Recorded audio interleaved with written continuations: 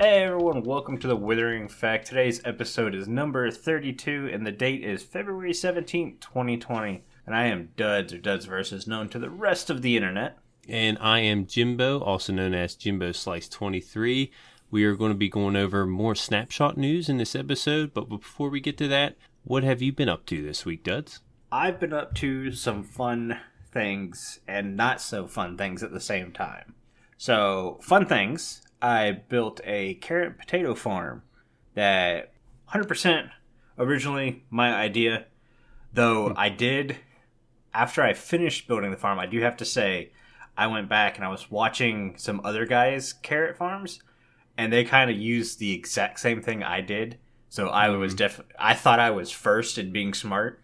I definitely wasn't. I think Logical Geek Boy was one that I saw using. I think maybe Ray's Works, where I put a bell behind a villager and then a bunch of hopper minecarts in front of him, and then the trapdoor in front of that. So the farming villager would go up to the guy whenever it's like social time and throw carrots at the farmer. I thought I was being so original and cool. That is a good idea, yeah. Yeah, but nah, they beat me to it, so I'm going to give them credit here. I thought I was being awesome, but nah, they came up with that also. So, but it's a really cool design, and it does work.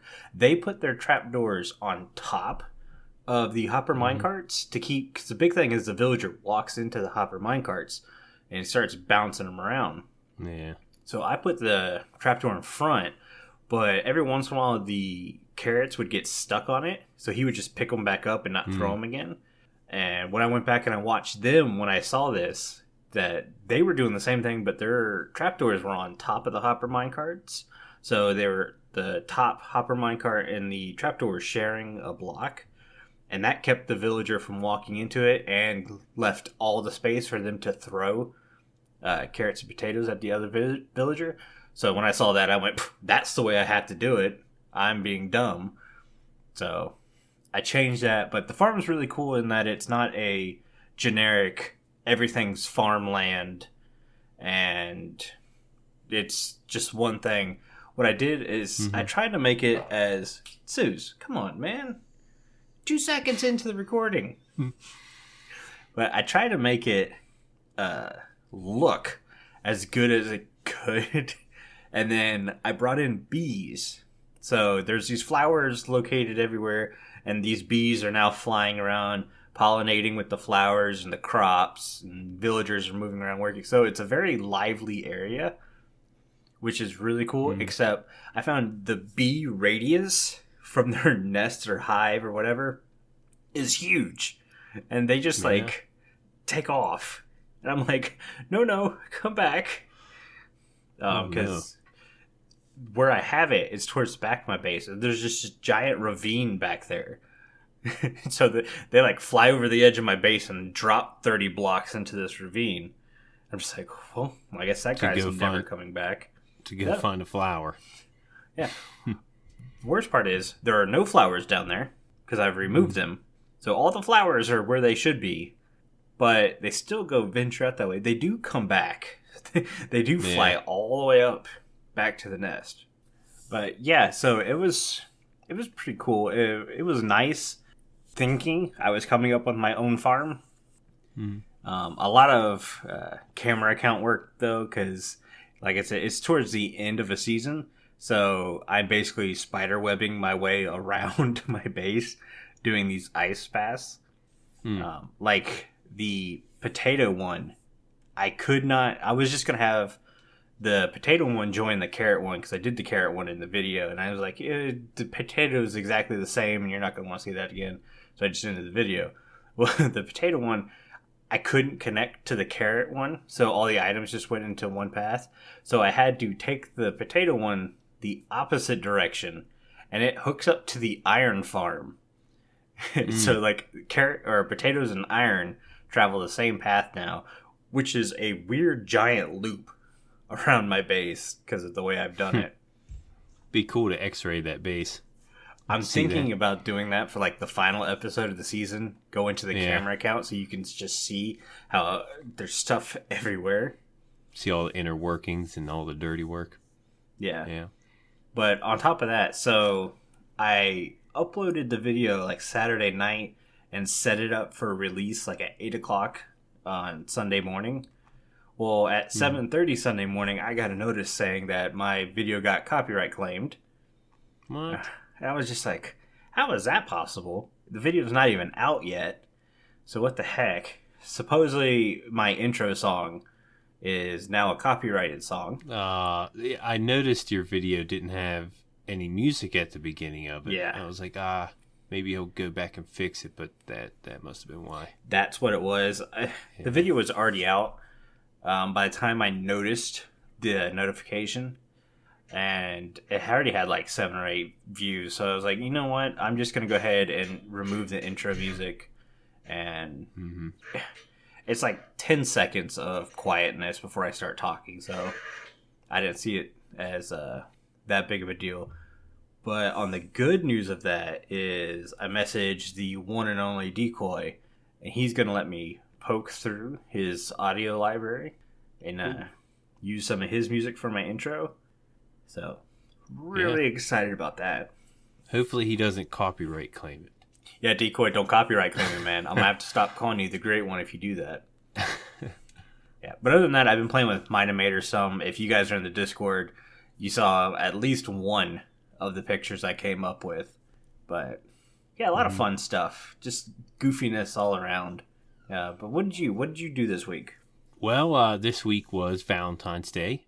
So had a nice day out with the family. We had like a group Valentine's Day thing going on, and it was fun yet chaotic, not as romantic, but it was very entertaining with all the kids. And it was like there was 6 couples. We had our kids, and we pretty much took over the restaurant. It was pretty chaotic, but it was a good time, and we had a good time.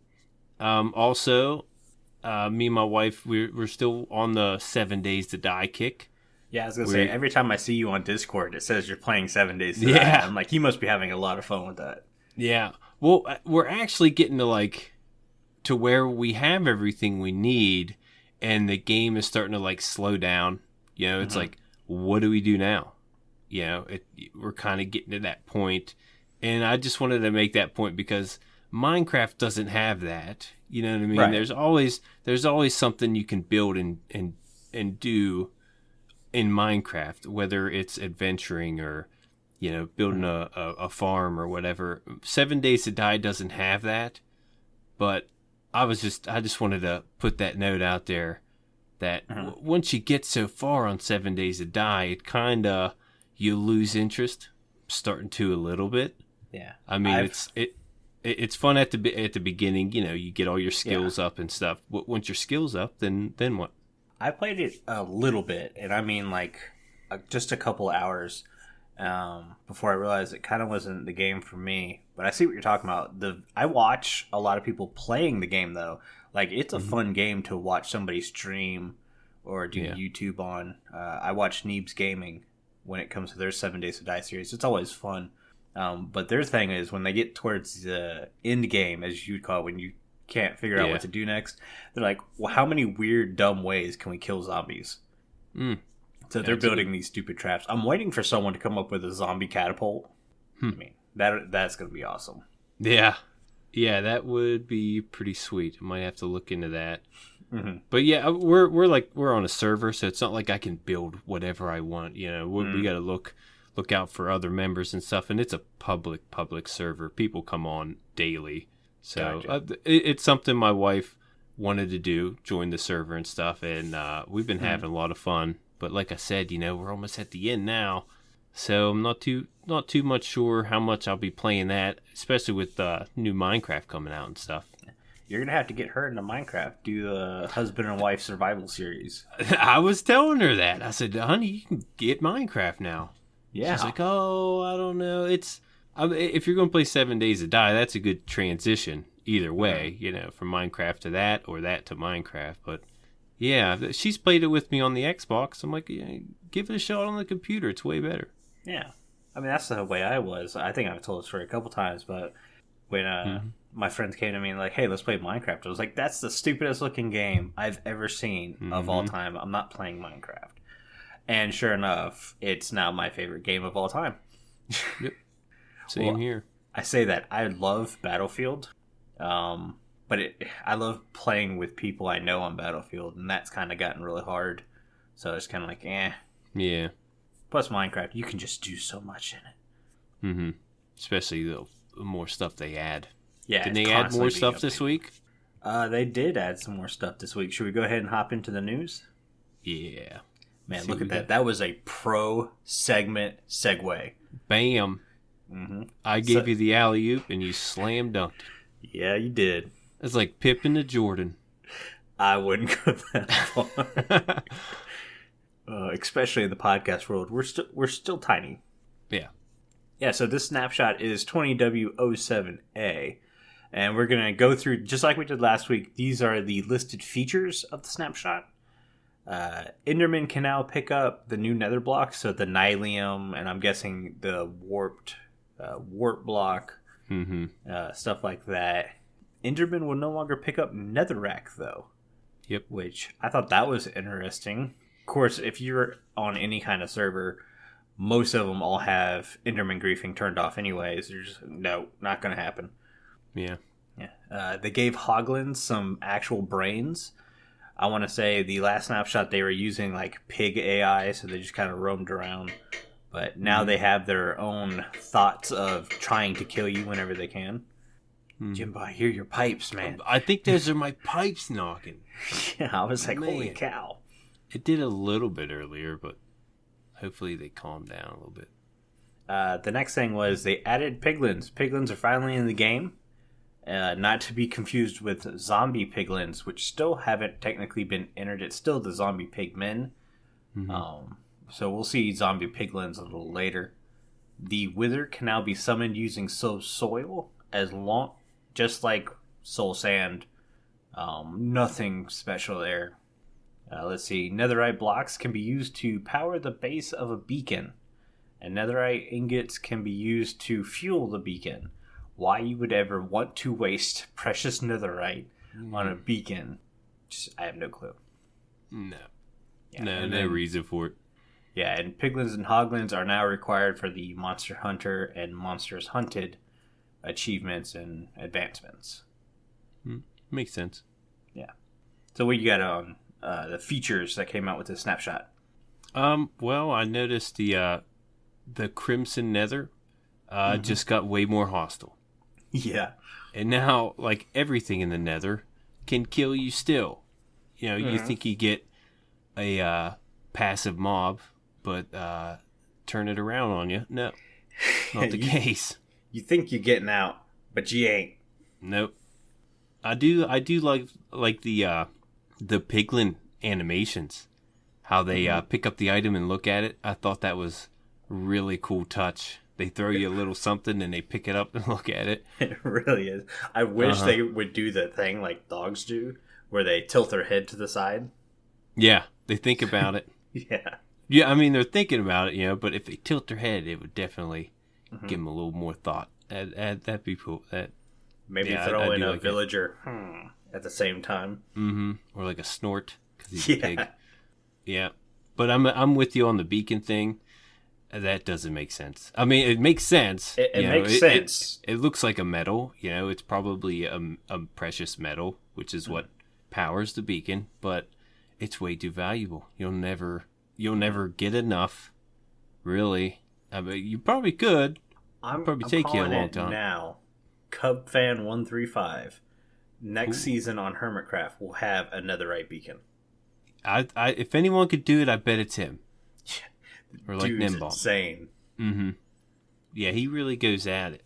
But I know there's more news we're going to talk about here soon, and that's all I got for now with those updates. All right. Well, let's hop into some listener comments. Every time I start writing the show out on Sundays, I put a little post in Discord asking if anyone has anything they'd like to talk about, whether it be pertaining to what we're going to talk about this week or not. And this one kind of fits nicely in between, because it's not really about the snapshot, but it's something we could talk a good deal about. So Man asked if we can talk about something about the design of resource packs and player skins. And I'm going to let you go first, Jimbo. Well, I usually stick with a vanilla texture if I do any resource packs. I usually stick with that texture. I don't know. I think it's just to relate with the audience more. Mm-hmm. You know, if I build something, they can see it how it would be if they were to build it themselves. They don't have to research this texture pack to get something similar to what mine looks like. That's pretty much why I use that kind of texture pack. Yeah, I know they... Go ahead. I was going to say, I 100% agree with you. If you're a channel that is building for people to see and kind of learn off you, I mean, that's how I learned how to do most of my building, is I watched False Symmetry like crazy. And it's obviously using the standard vanilla texture pack. Mm-hmm. Or, God, what was that one vanilla texture pack that everyone used for the longest time before they redid everything? It was like 32 by 32. I don't know. But yeah, I watched False because she's using the same standard texture pack basically that I was using. So it was really easy to learn from her. Now, if you go watch BOO's single player series, he's using his own custom texture pack. And the way he builds really uses that texture pack to its full advantage. But I'd have no clue how to build like that. Uh-huh. And others at home couldn't replicate it exactly. That's true. But and then you see, like I've watched a YouTuber, it was Logical Geek Boy. He had his Nether bricks black. Yeah. And I'm like, man, you know, I like the idea. It looks really good, all the builds, but, you know, I wasn't for that because I can't, you know, use that block. You can use it, I can't. You know, it's not fun for me because I can't use it. Well, yeah, and especially if you're playing on a server, if you're using a texture pack, what you build might look really good to you, but some random person's going to walk up and go, the heck is that? Especially on a server, yeah. Yeah. Now, the skins, when I made my skin, I wanted to pick out some features on myself to put on my person, just to have it define me a little bit. Mm-hmm. I have a mohawk on him, because I did have a mohawk at the time. Yeah. It was slight, it was like a faux hawk kind of deal. So I wanted that, and I haven't seen that much in a player. Wanted to be a little different. You want to be a little unique. And the cheesy smile, because I like to laugh and you know, have a good time, which is why I have the suit, because I'm business, but I like to have a little fun. So my tie's a little undone. Yeah, that pretty much defines my character, and I think it's good for you to make your character based on yourself. Yeah, that's kind of the way I'm known for changing my skin a lot. Mm-hmm. Basically, whatever season. If it's Christmas, I've got a Christmas skin on. If it's a new season on a survival multiplayer server, I generally change the skin for a new season.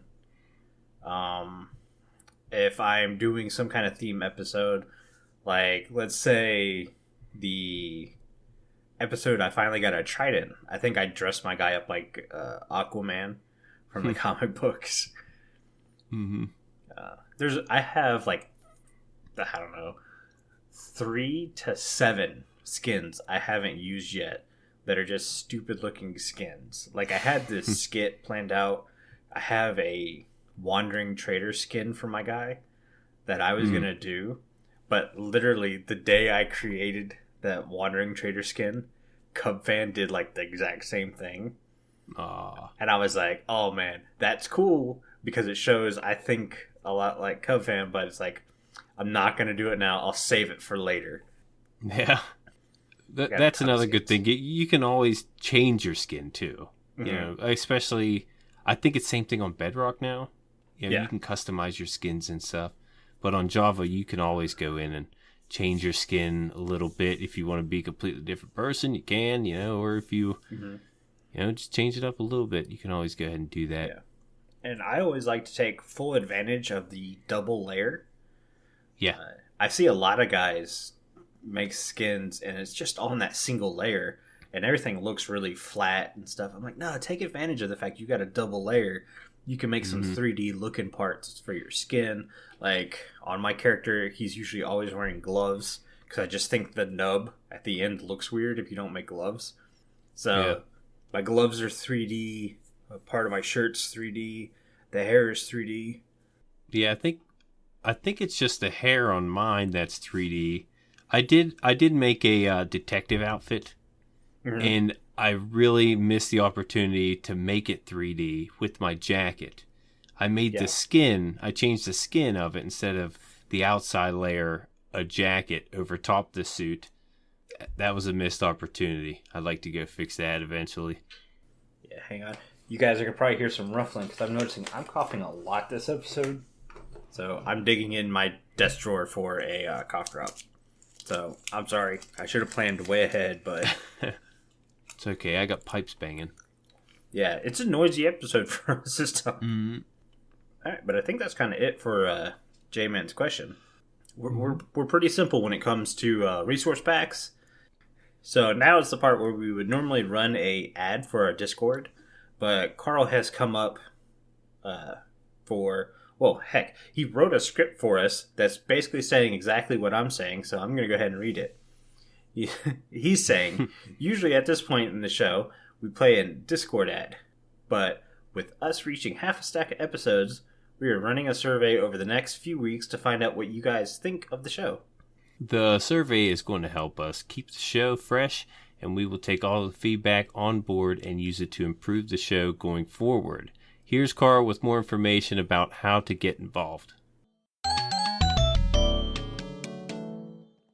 Hi everyone. With a half stack of episodes under our belt, it's time to find out what you like and don't like about the show, so we can make the next half stack and more even better.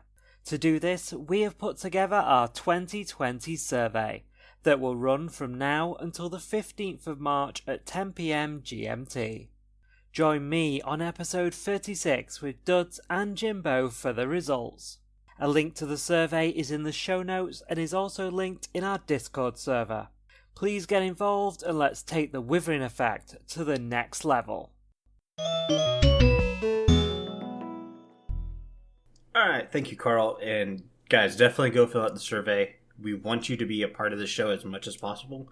And doing stuff like joining the Discord, voting for Block of the Week, doing this survey really helps us out. Speaking of Block of the Week, it's time for Block of the Week. We need like a special Block of the Week sound. Yeah. Like a little yay or something like that. Yeah. But we asked you guys in the Discord, which of the following blocks should we discuss this week? Your choices were Jukebox, Beacon, and Comparator. And the winner is...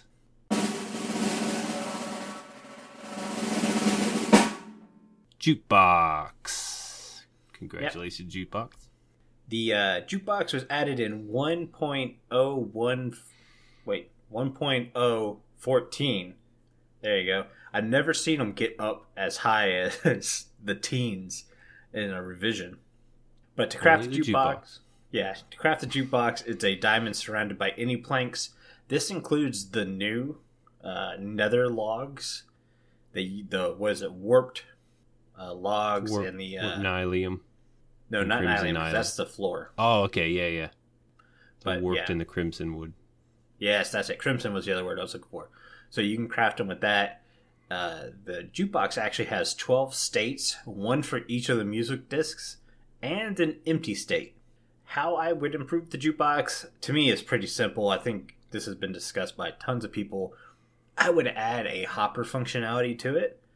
I would love to be able to pull a music disc out and put a music disc in.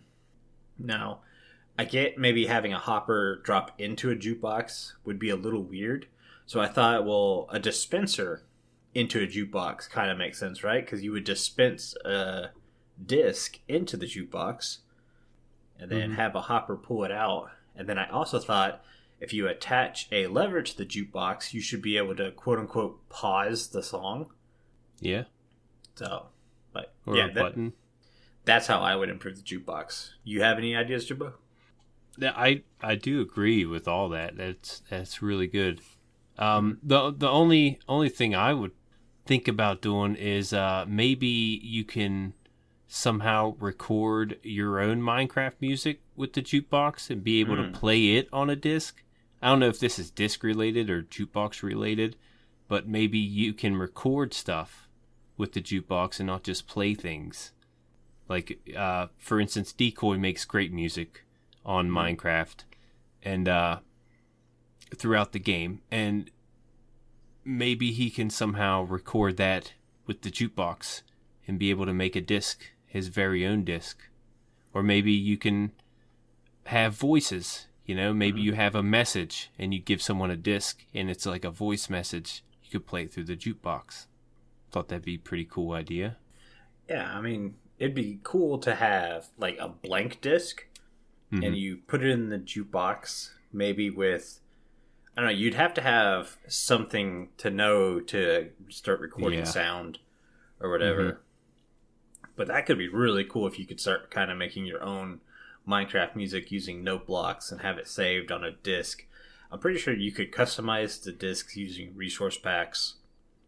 Yeah, so probably. You could always do that. But yeah, I like your idea of being able to record things live. That's really cool. Yeah. So yeah, besides that, I don't play with the jukebox as much. I mean, they're pretty stationary. You put them somewhere, you play your discs. There's really not much functionality to it besides that. Be nice to see a little bit more. I don't think I've ever crafted a jukebox. I might have once or twice. Yeah, I've done the note box several times, but not the jukebox. Yeah, I think it's when I got a parrot and I wanted to see him dance. That's probably the best part about the jukebox. Is the parrots dancing. Yeah, I might have done that now that I think about it. All right, so should we go ahead and get into the chunk of what we're going to talk about today? Shoot. All right, guys, so we're doing the snapshot just like we did last week, but with the new snapshot. So if you're wanting to follow along with us, we're on Minecraft's main page. Link will be in the show notes. Let me get all set up here. Okay, so we're going to talk about Hoglins first. The Hoglins are the big aggressive beasts that live in the Crimson Forests. They attack players on sight, so be careful. They can easily knock you off the ledge. They do deal a decent amount of damage. I saw that. You can breed Hoglins by feeding them Crimson Fungi. Do so at your own risk because they do attack you. They drop pork and sometimes leather, but obviously you have to kill them. They're not bartering like Piglins.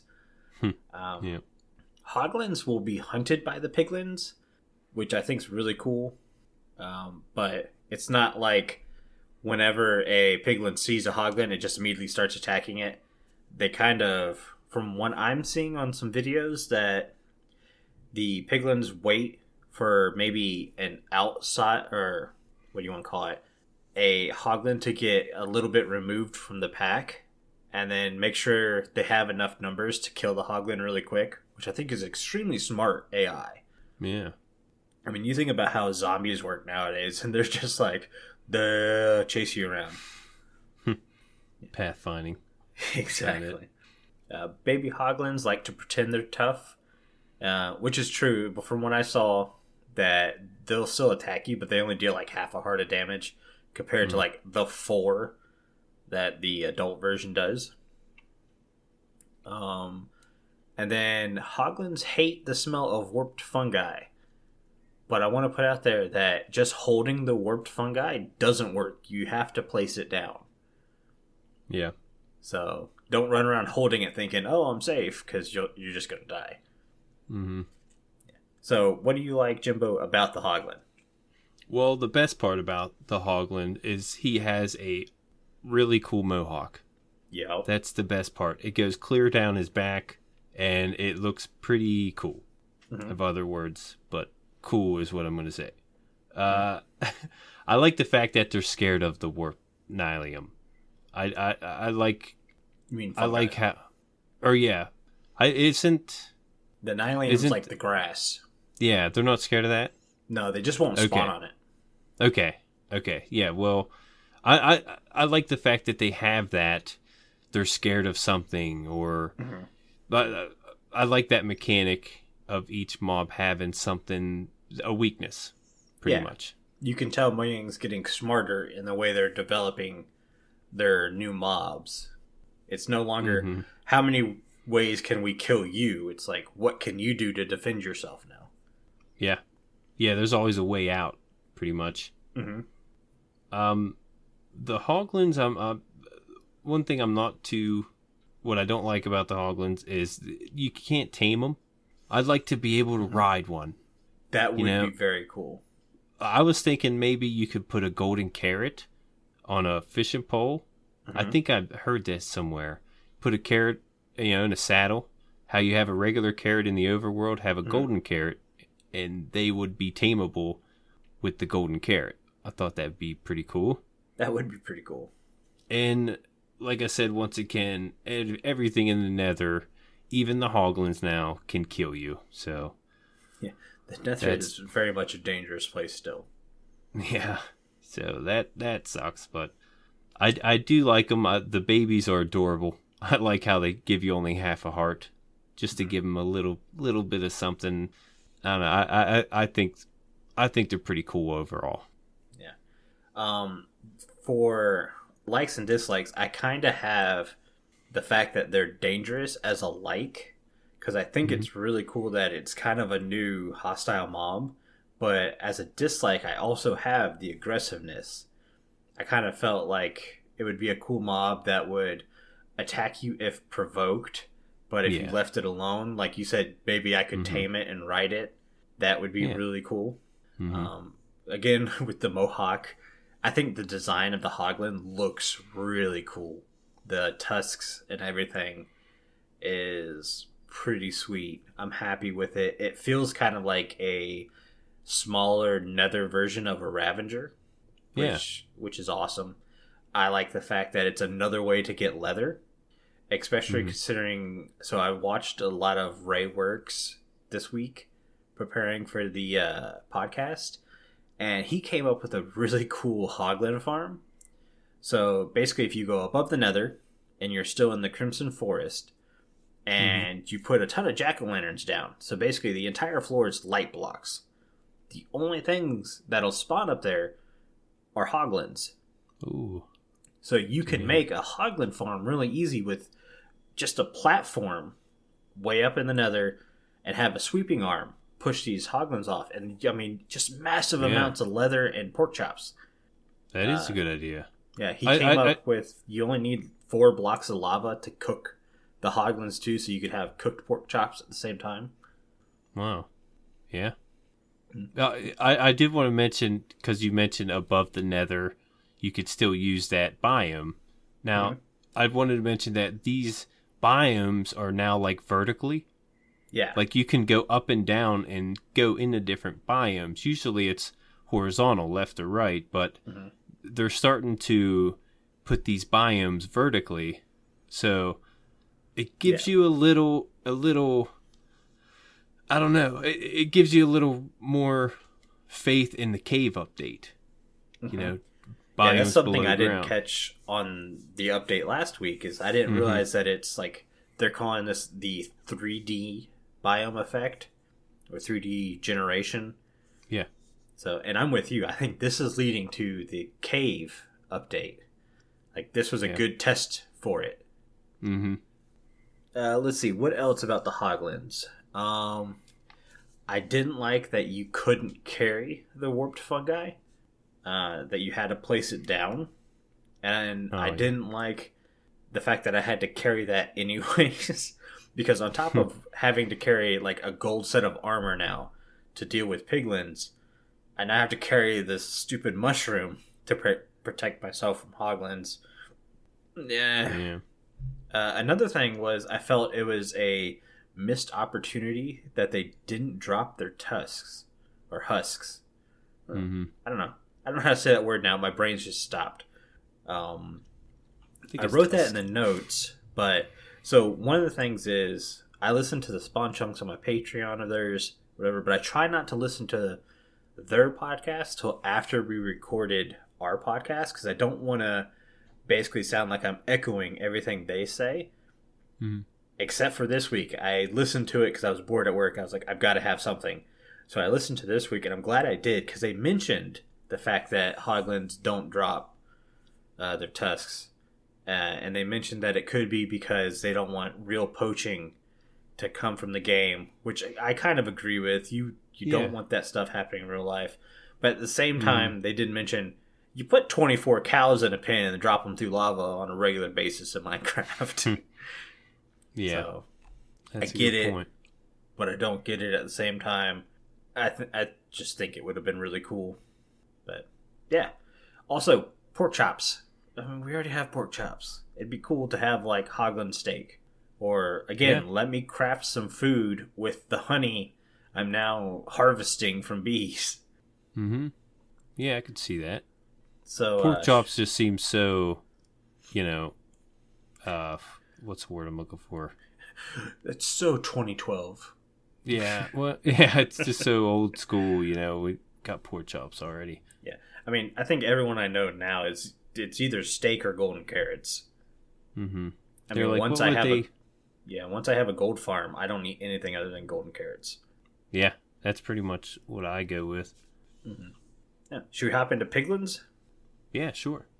So, Piglins. Let's see here. Piglins are an aggressive civilization that live in the Nether. They mostly hang around the Crimson Forest, but you might find some in Nether Waste too. Nether Waste is obviously the old Nether biome that we've become so used to. They think players are a target and will attack on sight, but if you dress in gold armor, they will see you as a respectable or at least tolerable figure. They love gold. They're basically Gollum from Lord of the Rings with gold. Mm-hmm. Or gold member from Austin Powers. Gold member. I love gold. I love gold.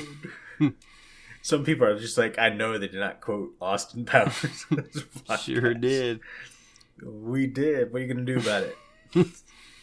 Piglins are suspicious of strangers, and if they see you opening a chest or mining a block of gold, they will assume you're stealing and will attack. I'm not a big fan of this, but I am at the same time, because it kind of makes raiding their little village hard. Mm-hmm.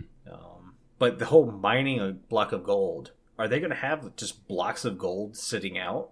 Yeah, that's what I was wondering. Where would you mine blocks of gold? I've never seen gold, even in the snapshots, And I feel like they had to set it down to mine it. But this also brings me to the fact that with, quote-unquote, a cave update may be coming, wink, wink, nod, nod, punch, punch, I think they should take gold out of the overworld and put it in the Nether like they did Quartz. Quartz wasn't in the overworld, but I think gold should be in the Nether too. Maybe keep it in the mesa, and that's it. Yeah. Because you might need some above ground. That's true. Eventually. I mean, it's not hard to get to the Nether, Mm-hmm. It might be easier to go to the Nether to get gold than the mesa. Yeah. Because you'd have to find a mesa. Well, once you find a mesa, gold's pretty abundant, but I do like that. I like that idea. I mean, yeah, maybe leave it in the overworld, but add it as a block to mine in the Nether. So then you would have quartz, gold, and netherite. So that's a cool combination. Or maybe because there's no gold in the Nether, that's why they're so fond of it. Oh, good point. Maybe that's the storyline of it. Yeah, that adds to some lore. Yeah. Piglins obviously love gold and get very distracted by gold items. I think we talked about this earlier. You throw gold down in front of them, they pick it up and they stare at it, walk around. It's so adorable. Yeah. Oh, that's my favorite part. Yeah. Gold ingots are currency. So when you throw a golden ingot at them, they'll throw you a various selection of goods. We'll talk about some farming aspects of that here in a second. Piglins sometimes get hungry and they'll hunt the Hoglins for food. We talked about this a little bit.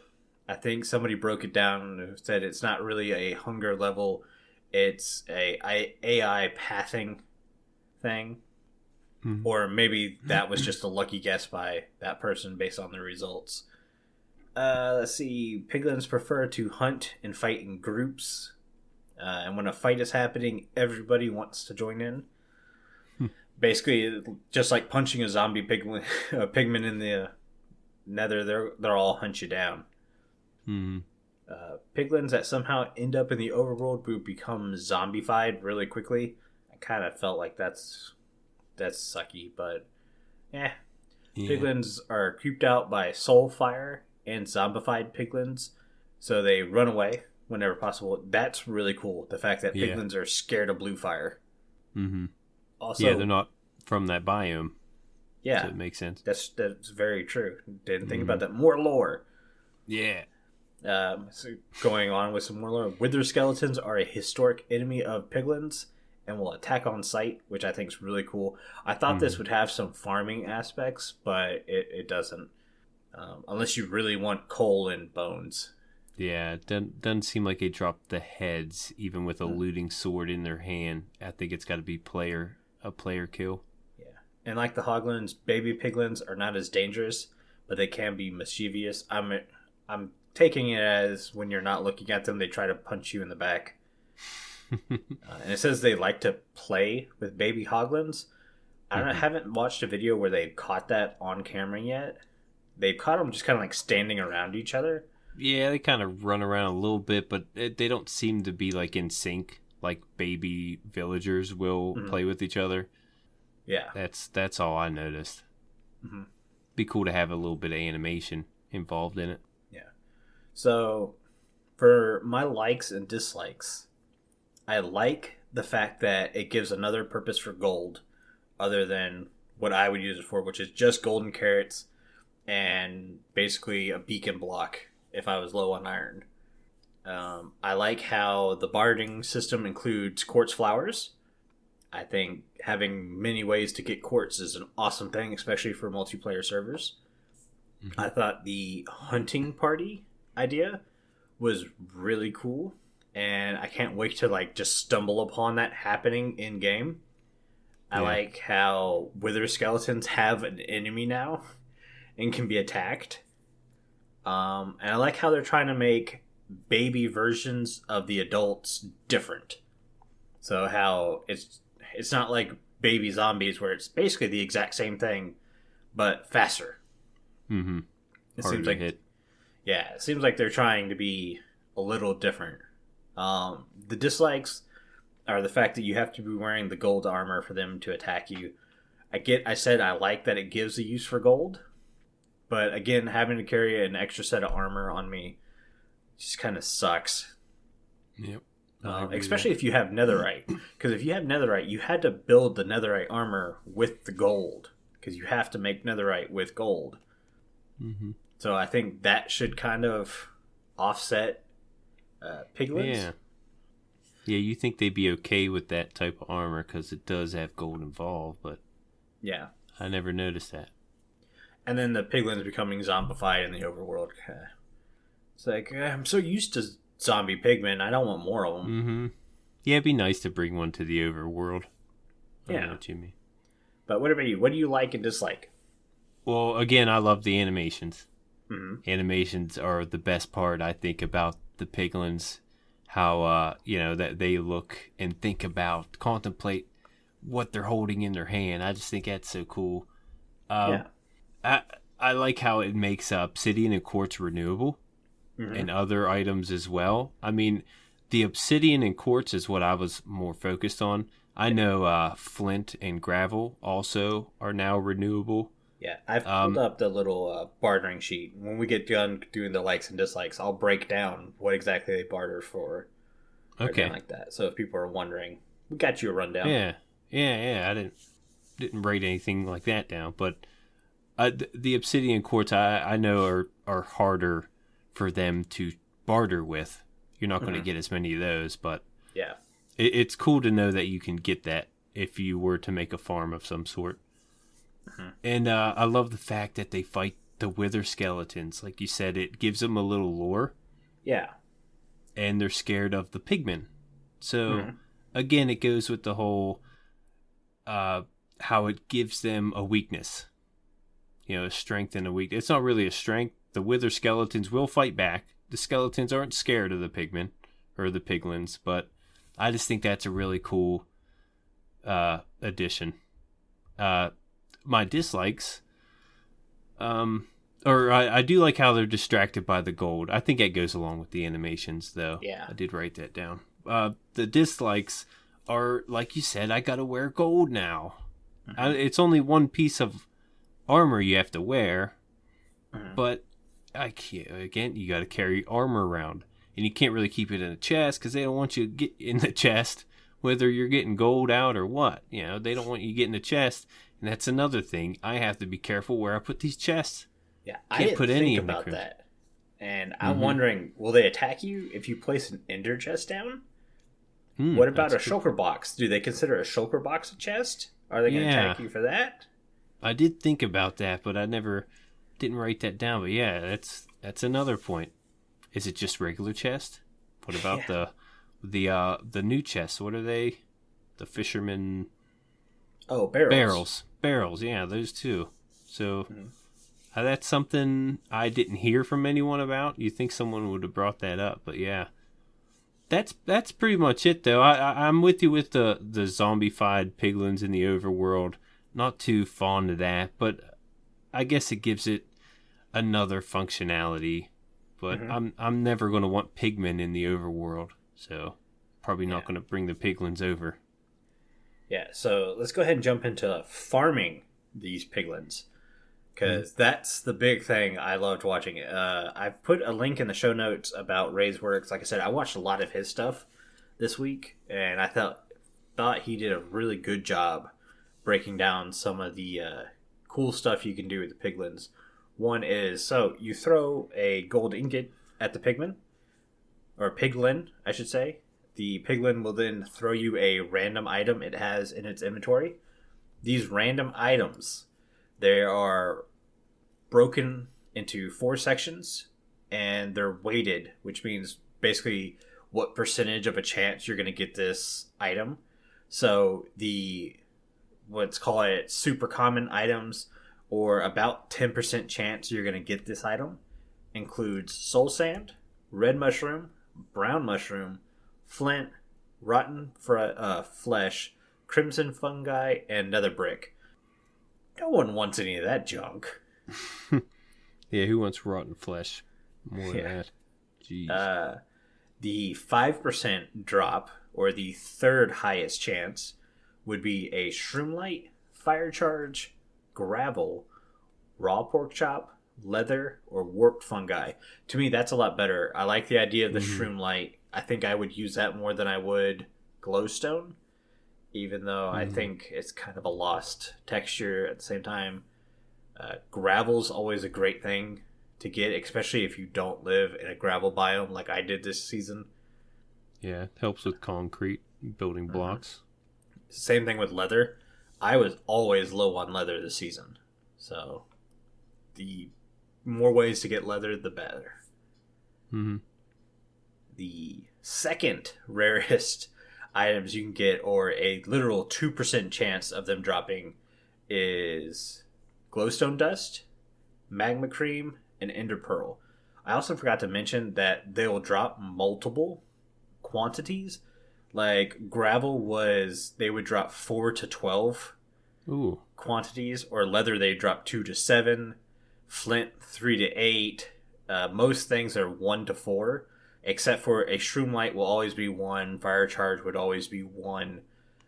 And then these coming up, the rarest of the rare, the 1% chance of dropping, warped nylium, nether quartz, flour, and obsidian. The warped nylium is a 1 quantity, the obsidian is a 1 quantity, and the nether quartz flour is a 1 to 4 quantity. Why warped nylium is in there, I don't know. No, I'll never understand that.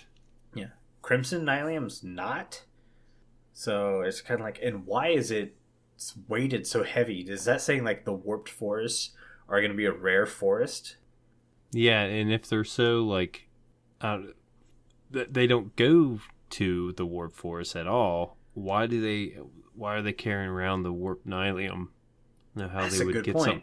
Maybe it's rare to them, so that's why they feel like they have to give it to us with obsidian or the quartz. Yeah. Maybe a little more lore. I don't know. So the farm Raiseworks came up with was he had these piglins at above the Nether. I don't think you had to be above the Nether. It's just the way his farm was working. They would be atop this drop chute. They would spit out a piece of gold. The piglin would obviously drop an item, and then he would drop the piglin where they would splat on a hopper, and then the piglin would immediately drop the gold ingot you just gave them. Mm-hmm. So he would take the item the piglin just bartered, put that in a sorting system, take the gold ingot, cycle it back up to the top where the piglin was, spit out another gold ingot to another piglin, have the piglin drop another item, and then drop the piglin, kill him again, take that same gold ingot, go up to the top. It's just constant cool. cycle. Yeah. I think this is a bug, though. I think you'll find in the final release that once you kill a piglin, they're not going to drop that gold ingot. Yeah. It's just too easy of a hack. But I immediately, when I heard about the system, thought about, well, this is just an add-on to a gold farm. So you build a normal donut gold farm, except you kind of have to be picky of what blocks you build with. So it come to find out piglins can't spawn on magma blocks. So basically you can do the donut ring and magma blocks, and only zombie piglins will spawn. So you would have the normal gold farm, and then what you can do is filter out the gold ingots, and instead of like saving the gold ingots, you can push them into a piglin zombie holding cell, spit them at the piglins, and the piglins will just constantly drop items that they're bartering. You don't have to worry about killing the piglins because, I mean, they're going to drop items anyways, and you're constantly creating gold ingots. I think that's a very cool farm idea. Yeah. It's like having your cake and eating it too. Yeah, especially the nether quartz. Granted, you're going to have to run that farm a lot to get a bunch of nether quartz. But the fact that we have villagers that trade the blocks, so if you're wanting to build, you can get a lot of nether quartz blocks quickly. And now that you have nether quartz flowers, the redstoners who use a lot of nether quartz for the redstone components have a way to renew quartz that way. I remember earlier in the season when I was giving away shulker boxes with random prizes in it in the embassy/shop area. I had a full shulker box of nether quartz ore as one of the giveaway items, and then I went, no, I'm going to need that. So I just kept it. Mm-hmm. And sure enough, it lasted all season. I think I'm down to like 7 or 8 stacks left. Wow. Yeah, I was thinking about the whole farming, the piglins, the bartering farm. What if they made it kind of like the villagers, where if you hit them, like you killing them, which is what you're doing, well, you're kind of dropping them. I don't know if that'd be the same thing, but they wouldn't trade. You could throw them gold and they just take it at that point. That's true. Like maybe you can't kill them, or maybe dropping them's okay. I think you can do that with villagers. Mm-hmm. They wouldn't see it as a kill; it would see it as like an accident. But yeah, if you punch one of them, they just get mad, and they take your gold and snort at you, and that's it. Yeah. No, getting this back. Yeah, that's an awesome idea. I really like that idea. Mm-hmm. But other than that, I think that's kind of it for the show. Mm-hmm. Do you have anything you want to add? No, nothing that I could think of. I will put in, remember guys, we have a survey. Please go do that survey for us. We really appreciate that part. But yeah, Jimbo, read us out. The show is brought to you by myself and Duds, but also our digital producer, Carl. He makes sure the show ends up where it should be. Jimbo, you're reading my lines. I know. What? Is it that part first? That's what I was like, wait a second. Does he want me? You want me to go first? No. You want me to read my part first? Yeah, you're always first. Okay, and I'm always blue. Yeah. I am always first. What in the world? It's just been that kind of off day where we both had a bunch of noise in the background. Maybe they need to turn this heat down. These pipes are starting to get to me. Okay. If you like the show, you could share it with all your friends and on social media. If you listen to Spotify, follow us, or if you listen to Apple Podcasts, leave us a nice review. Doing any of these really helps the show reach more listeners. If you would like to get in contact with the show, send us an email to podcast@rippleeffectsmp.com.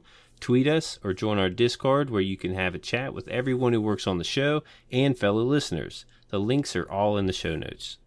Yes, and my line now. The show's been brought to you by Jimbo and myself. Should have been your first clue that it wasn't. I don't know why I thought I or you went first. I don't know. Good. Yeah. But also our digital producer, Carl, he helps make sure the show ends up where it should be and not trapped in a crimson forest. The amazing music you hear in the intro and outro was created by the one and only Decoy. Everybody's social media info can be found down in the show notes. You guys have been so awesome. Thank you so much for getting withered with us. Go drink your milk. Bye. See you later.